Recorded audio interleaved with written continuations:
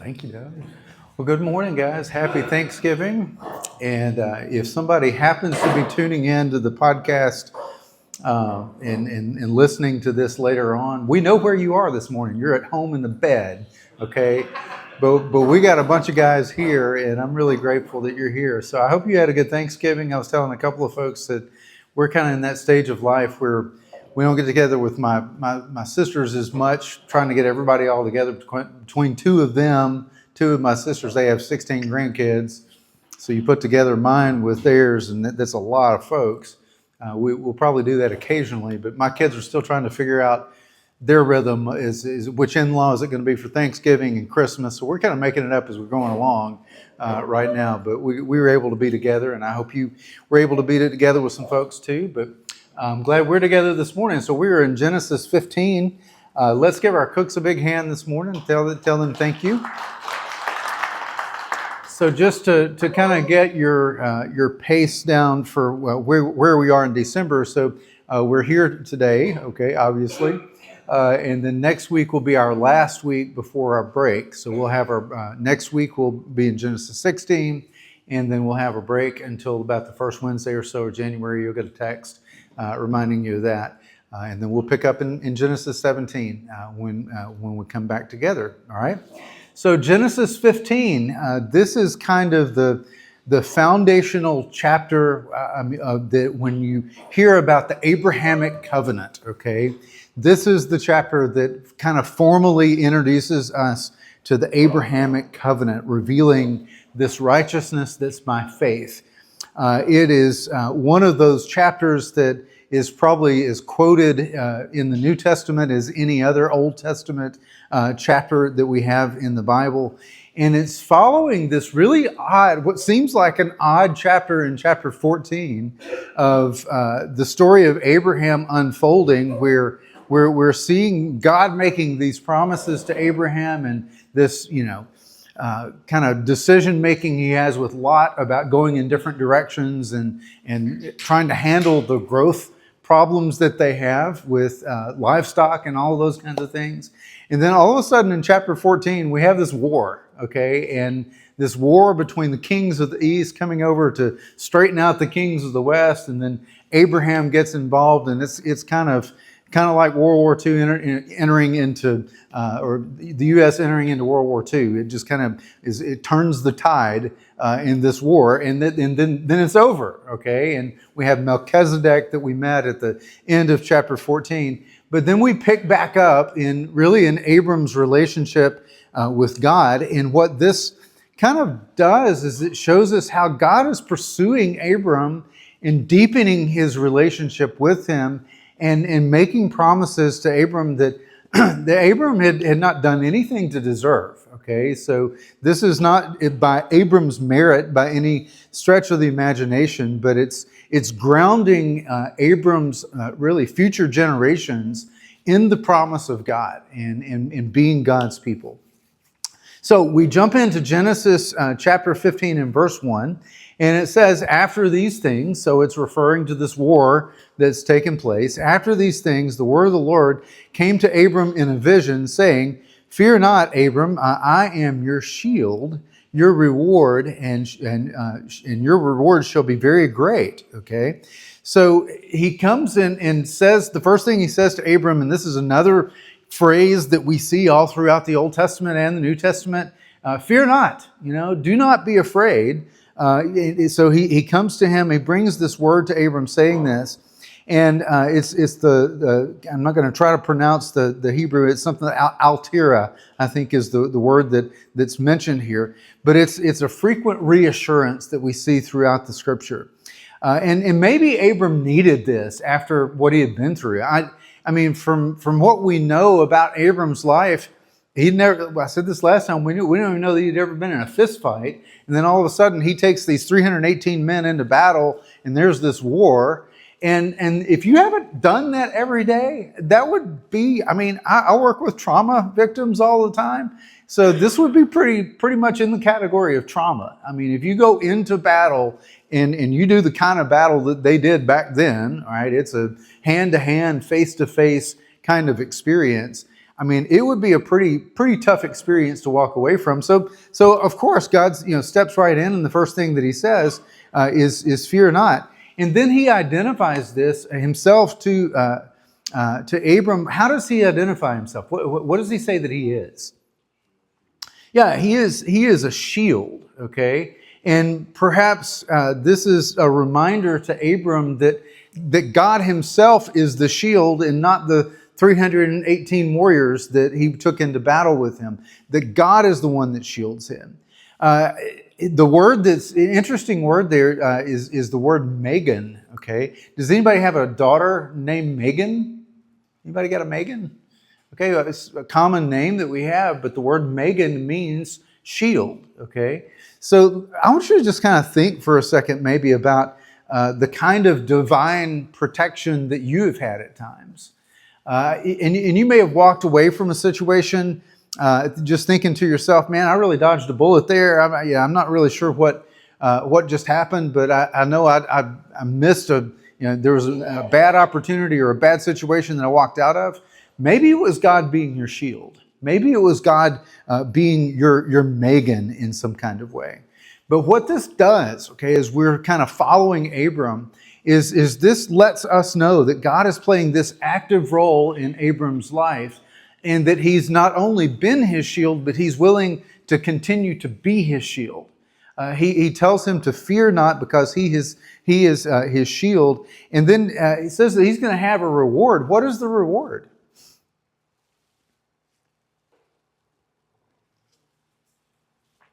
Well, He has the reward of the promise of the offspring, and we're going to talk more about that in just a minute. But God's presence itself, Himself, is the reward. Okay, so when He promises to be with him and to be his shield, that in and of itself is the reward for Abram. Okay, so verse 2. Then Abram, but Abram said, O Lord God, what will you give me? For I continue to be childless, and the heir of my house is Eliezer of Damascus. And Abram said, Behold, you have given me no offspring, and a member of my household will be my heir. So Abram is kind of having this crisis of fulfillment. He hears the promise, but he doesn't really understand how it's going to happen. He doesn't understand, because his current experience is not matching up with God's promise. And then Abram does something that kind of we all tend to do. We get a little bit of direction, and we hear God, and then we try to maybe get ahead of God and try to fix it in some kind of way. All right, so he talks about Eliezer, okay, and Eliezer, from what we know, is this. He was born in Abram's house as a servant. He had no blood connection to Abram as far as we know, but Abram wants to begin to fix it. Now, I think there's something also good about what Abram says, because his first response to God is this combination of Adonai and Yahweh. He says, Lord God, okay, in other words, he's acknowledging you are the one with all of the authority here, okay? So I do acknowledge that you have the authority to do what you want to do. But rather than just being quiet and waiting on God to continue to speak, he's kind of interrupted God with his protest and saying that my experience doesn't really match up with what I'm hearing. Tim Keller says this: Abram's question is not necessarily do you mean it, but how in the world will you do it? Okay, that's what he's wanting to know. So have you ever thought about this? I mean, have you ever thought about some of those things like, how's that going to happen? You know, like how are we going to get a resurrected body? You know, how is that going to work? You know, how are we, and especially like if I've been cremated, how's that going to work? And I've always kind of thought, well, you know, if he can bring dead bones to life, he can put ashes together too, I guess, right? So, but other things like, how are we going to get to heaven? I mean, how's that going to work? It's going to be like beam me up, Scotty kind of thing. I mean, how exactly are those things going to happen? And then how are all those people going to fit in heaven, right? I hope there's a lot of people, right? But how are they all going to fit there? I can remember just kind of thinking about some of these things that I've gotten to experience. I didn't travel until a little bit later on in life. And I got to go to New York City when I was probably 30. I was probably over 40 when I went to New York City. And I live on about an acre of land, right? And if 100 years ago you had told me, hey, Pepper, we're going to take that acre of land and we're going to be able to house about 800 or 900 people on that acre of land, I would have thought, man, you're crazy, And if you told me, hey, you and your wife are going to go to New York City and you're going to get there in just a couple hours, if you told me that 100 years ago, I thought, you've lost your mind. I mean, you've gone mad. And yet we got on this tube, this metal tube that had wings, and just in a couple of hours, we went from Memphis or Nashville, I don't remember which it was, and we were in New York City. And as we were walking along in New York City, we were up by Central Park, and we saw this big building called Trump Tower. And it sits on literally less than an acre of land. Okay, it's like 0.85 is what the actual building sits on. And it houses 900 people in that one building. And some of those things that we once thought were just kind of insane to even conceive of, those are realities that we don't even think about today, right? So having a resurrected body and God doing the things that he says that he's going to do is not that big of a deal for him. But in our frame of reference and in our experience, that's something that it's kind of hard for us to conceive of. But he is Yahweh Adonai. He can do what he says that he's going to do when he chooses to do that. And when that happens, we're going to think, of course, yeah, that would be great. I've got a friend of mine that we were talking about this last week. She said, I hope that when we get to heaven, we have movie night every Friday night, and God shows us just world history.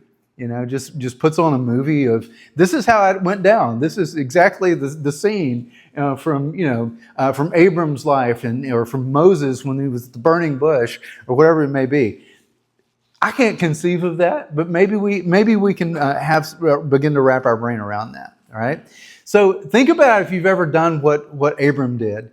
Have you ever said, Lord, I hear what you're saying, I hear what you're doing, but let me help get this thing started. Let me get this moving for you, right? So he wanted to put Eliezer in this place, but that would have disrupted the plan that God had. That was not God's plan. So God interrupts him, and it says, and behold, in verse 4, the word of the Lord came to him and says, this man, I kind of think that God may have raised his voice here. This man shall not be your heir. Your very own son, and the phrasing that's there where it says your very own son, it literally is a son coming out of your own body. So out of your own seed, that shall be your heir. And he brought him outside. He took Abram outside. I guess he was in his tent when the Lord, the word of the Lord first came to him. So he takes him outside and he says, look toward the heaven and number the stars. Again, an impossibility. So it's another metaphor that God uses, like the sand in the desert. He says, look at the stars, see if you're able to number them. And he said to them, so shall your offspring be. So this promise is framed in a future context of what God is promising. And God is just solidifying his own faithfulness. He's solidifying his own richness and the abundance that he has to be able to do for Abram what Abram can't even conceive of. And this metaphor of the stars is something that he uses here. And it just kind of signifies this capability that's beyond Abram's imagination. In other words, Abram, I want to just blow your mind. I want you to look at the stars and count them. And of course, Abram's like, oh, I can't count them. I don't even know if Abram could count, okay? But he can't count the stars, right? And this is such an impossibility that God just kind of rests in being able to kind of blow his mind. And he says, there's going to be a legacy that comes from you. Now, I want to ask you to kind of think about your spiritual legacy. I mean, or your offspring and what kind of legacy that you're leaving. I think the thing that when we think of future generations and all that, we think of our own children, and that's important to think of. But what about other spiritual children that you may have? I mean, people that you've discipled, people you may have led to the Lord, people that you may have influenced in some kind of way. Think about the offspring that have come from your spiritual journey and your spiritual walk. Listen to what Galatians 3:16 says. It says, now the promises were made to Abraham and to his offspring. It does not say and to offsprings, referring to many, but to one, and your offspring who is Christ. So we are the offspring of Christ, and we pass that legacy on to those that we have influence over. All right, verse 6, and this is probably one of the more quoted from the New Testament that we find in Scripture. In verse 6, it says, "And Abram believed the Lord, and it was counted to him as righteousness." The word here is aman, A-M-A-N, and it's to lean on God with all of his weight. So the word believe meant that he was leaning on God with all of his weight. I told a story a few weeks ago about moving the Hammond organ. Some of you may remember this. If you weren't here, my brother and I were moving this Hammond organ when we were moving my parents from one house to another. One of those big old mahogany, heavy Hammond organs. And I was on one end of it, and my brother was on the other end of it. I had another brother that was just picking daisies. I don't know what he was doing, but we were moving this thing. And it pinned me against this wall, and this organ was like squishing my face against the wall. And I'm like, I mean, somebody do something. And the other brother that had been picking daisies rolls this little dolly underneath the organ and says, "Okay, you can drop it now." All right.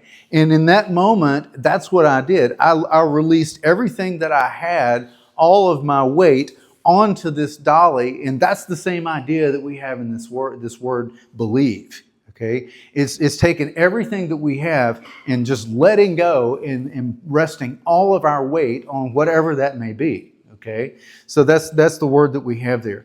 So there's this idea of a good big theological word of imputation. Okay, so in this term imputation, it's this justification by faith. Paul talked about this in Romans 4, referring to this verse that it was credited to Abram as righteousness, and he believed. Okay, so it wasn't credited him to as righteousness because he believed, but it was credited to him as righteousness because God chose to.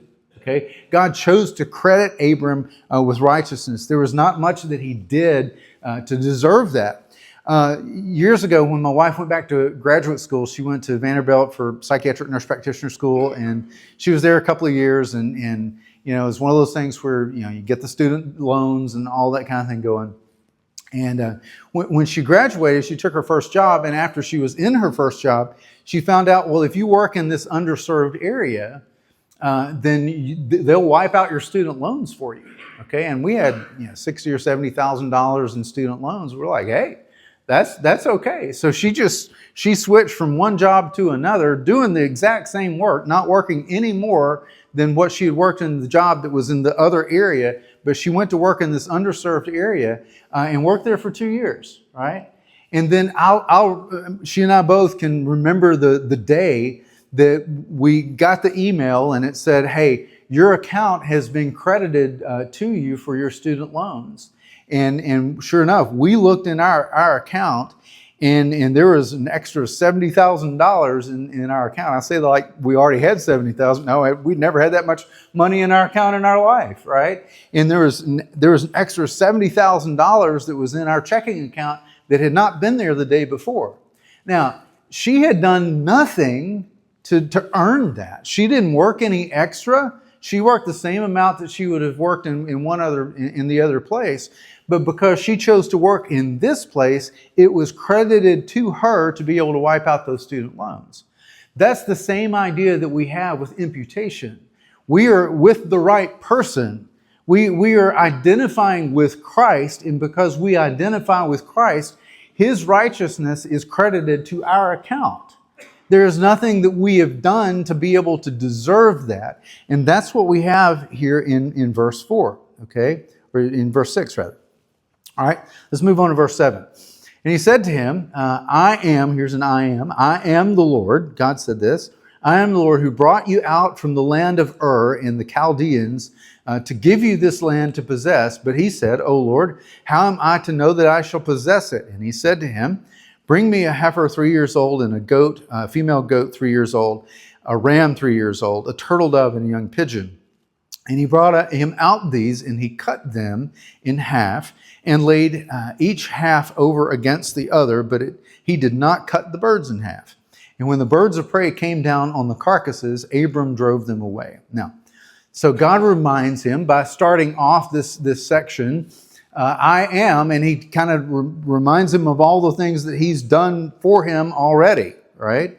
And there's kind of just this reminding him as this act of remembrance that you're going to see Abram's children, the children of Israel, for future generations, they get into this habit of, hey, God reminded Abram, so we're going to have a time of remembrance. Okay, so it's this idea of remembrance that turns out to be really crucial throughout the Scripture. So I think that's a good thing for us to practice. I mean, think about the things that God has brought you out of. Think about the bullets maybe you have dodged. Think about the situations where you've been delivered out of Babylon. You've been brought out of a desert. You've been brought through a famine. You've been brought out of war. You've been brought out of a crisis. And think about just kind of even your own sin, how God has brought you out of that. And consider how you may have just some regular times of remembrance. And the holidays is a good time for that, just to be reflective about this last year and what God's done for you, and maybe even beyond this last year, the things that you're just grateful for. Having a time of remembrance and saying, God, you're the one that brought me out of these. And you're the one that's given me these blessings. So I give you thanks and I remember you for that. All right.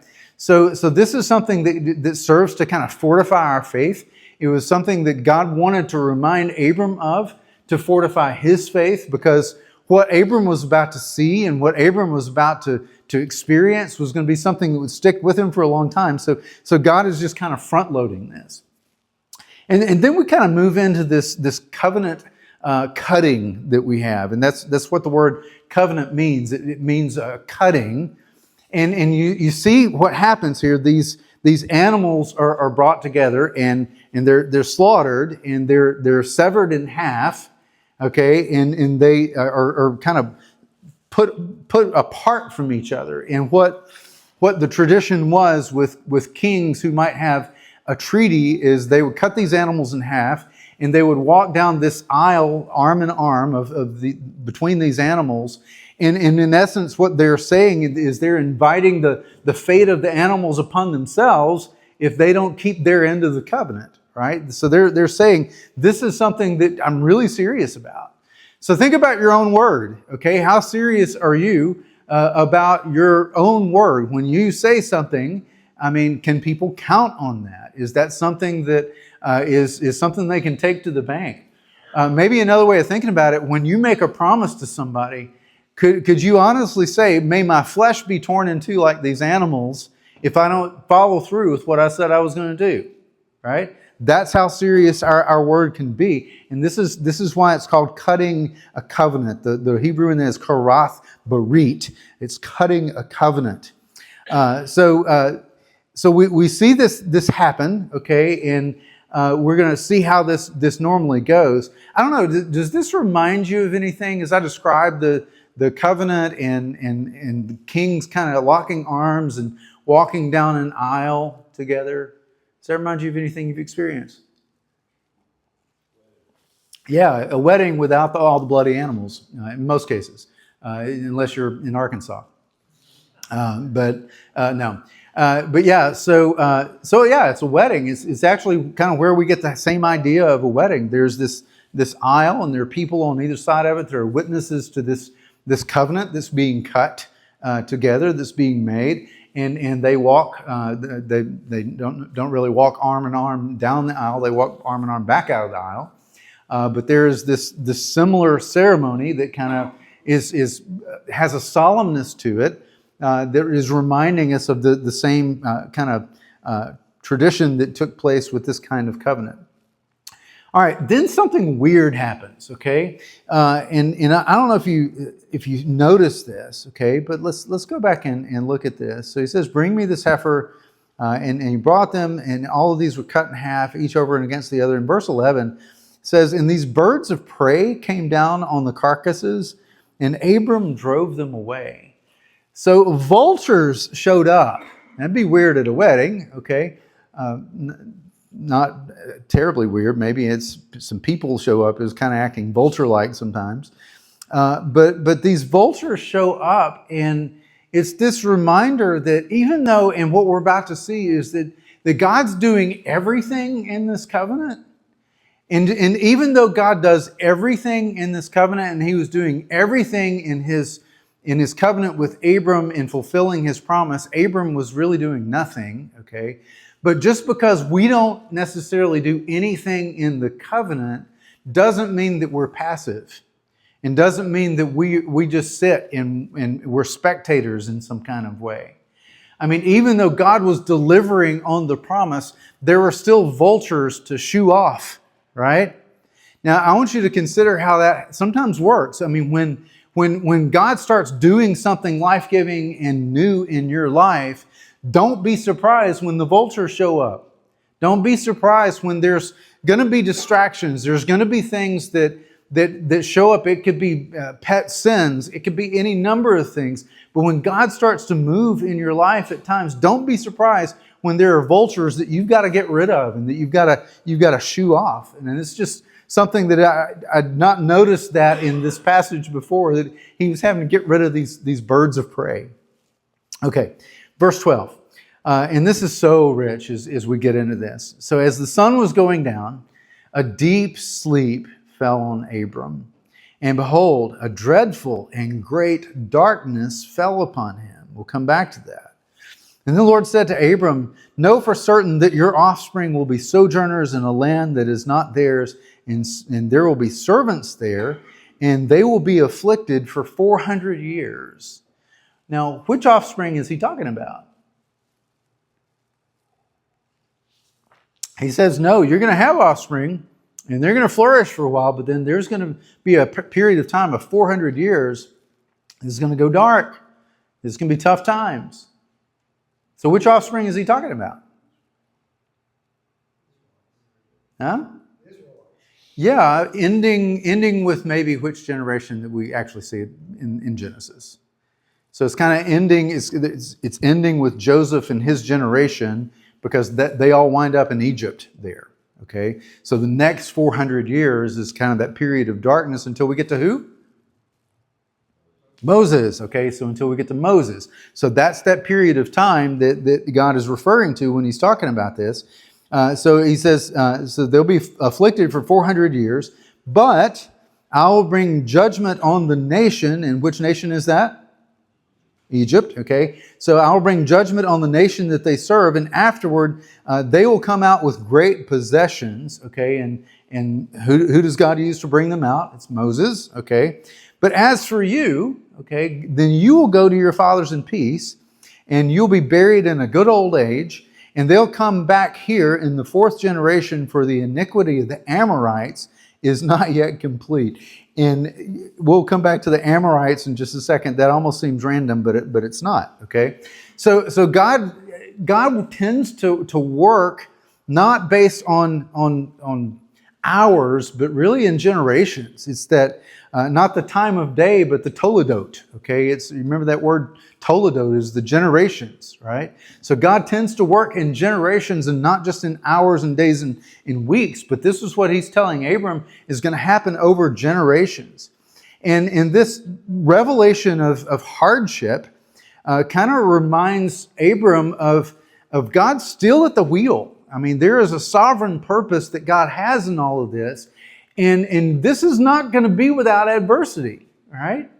And Jesus tells us this too. I mean, in this world, you will have trouble. Don't be surprised when trouble comes. But just because adversity comes, even if it's 400 years of affliction, Abram, don't be dismayed by that as if he were going to be able to witness it, but just the thought of it, don't be dismayed of that, because I'm still sovereign, I'm still faithful, I'm still going to see this promise through. Even though there may be times that it may look really dark and it may seem impossible, I'm still going to deliver on my promise. So this is what he's saying in the middle of this deep sleep that Abram is having. So Abram goes into this deep sleep, and this terrible darkness comes over him. So this is this reminder of just how heavy this revelation is. It's also showing us that Abram, being really kind of rendered under anesthesia almost, that he is helpless to be able to do anything himself in this treaty, this covenant that's being cut, because he's under. right? He's in this trance-like state, and he does nothing. He can't get up. He can't walk down the aisle. He can't do anything in and of himself. He's helpless in his own part in this covenant. And then God mentions Egypt in all of this. You remember Egypt because Abram had been to Egypt before, right? And it didn't turn out so well for Egypt, right? And then God really kind of tells the forecast this other 400 years that is going to go by, and then they're going to be brought out of Egypt. And once again, it doesn't turn out so well for Egypt, right? And there's one commentator said that the tail lights of the people of Israel were a lot more attractive to Egypt than the headlights were. They were usually really glad to see the people of Israel leaving, because there are usually bad things that happen in Egypt to Egypt when the people of God are there. So sometimes they may be licking their chops, but they often had regrets in all of this. And then this passage kind of comes to a close with this reference to the Amorites. Okay, and I'm like, what in the world is that there for? This is just kind of a reminder that God's saying, I'm not just running these people out of this land just for the sake of doing it, okay? But there is some moral integrity that I'm demonstrating here, and that I have to bring judgment on the Amorites because of some of the evil deeds that they've already done. And this is kind of another story that we don't really have all of the information about. We see some other references to this in Leviticus. But what God's being clear about is that He's not running these people out just because. He's running them out because they had it coming. Okay, there was judgment that maybe they had opportunities we don't even know about, but there's judgment that's being brought down upon them, and that's a part of why He's running them out. Okay, now verse 17 says, when the sun had gone down and it was dark, behold, a smoking fire pot and a flaming torch passed in between the pieces.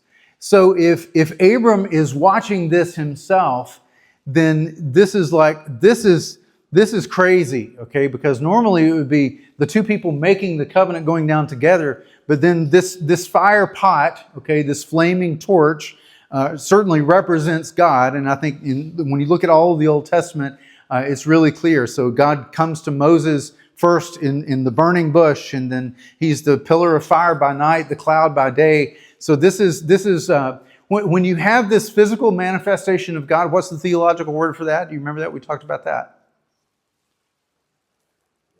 Mm-hmm. Yeah, theophany. So it's a theophany when there's this physical manifestation of God. So there's a theophany that's taking place in the middle of this vision. And then God's symbols pass through the blood path alone. Okay? So it's just God passing through this blood path. And what the implication of that is that God would incur the consequences of the animals being split in two if He doesn't keep His end of the covenant, but He would also incur the consequences of the splitting of the animals if Abram doesn't keep his end of the covenant. And he did. So we see this in Christ. We see the fulfillment of the consequences of the sin of man and the sin of Abram being put on Christ, who is torn apart on our behalf in this moment. Francis Chan says this, that the promise is based on God's perfection and not our performance, as we look at God walking through this path alone. And this covenant is something that rests solely on Christ's sacrifice, right?